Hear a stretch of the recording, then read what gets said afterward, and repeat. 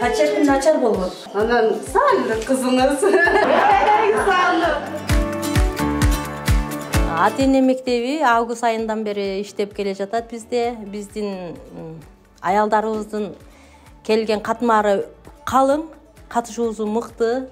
Биз чакырганда ушундай эле кубануу менен келишет. Себеби биз ушул долбоордо окуп 1325 резолюцияны түшүнгөнүбүздөн кийин, аялдарыбызга ушул маселе боюнча жеткиргенден кийин, үй бүлөм үчүн пайдалуу экендиктерин көбүрөөк түшүнүп, ушул мектепке келип сабактарды алып кетип атат. Бул жерде ошол эне менен кыздын үй бүлөдөгү кандай мамиледе болуусу негизги сабактарыбыз болуп жатат. Мурда мен балдарым менен онча ишим жок эле, бирок жумшайт элем.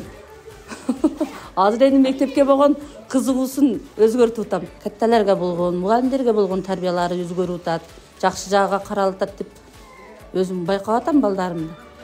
Ошол нерселерди үйрөнүп кеттим энелер мектебиде.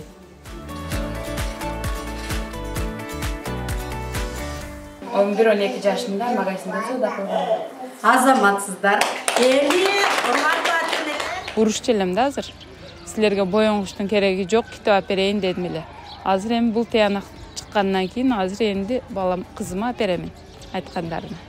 Кызым өтө тырышчаак болгонда, анан менде жумуш көп. Азыр бул чогулуштан чыгып, кызыма көбүрөөк көңүл бөлөм. А сиздердин колуңуздарда канча түркүк ачылды? 3 түркүк ачылды. Менин колумда бир эле түркүк ачылды, урматтуу. Мен өзүм мектептин соцпедагог катары ушул окутуулардан кийин байкап жатамын. Баланын билимге болгон умтулуусу жакшырганын байкадым. Себеби ал баланын ата-энесин ушул жерге чакырып, сабактарыбызга катышкандан кийин балага болгон көзөмөлү жакшырып, негизинен бала дагы жакшы жака өзгөрүп, азыркы учурда бизди кубантып турган учуру. Мисалы, ошо жогорку класстарда бир балабыз бар эле.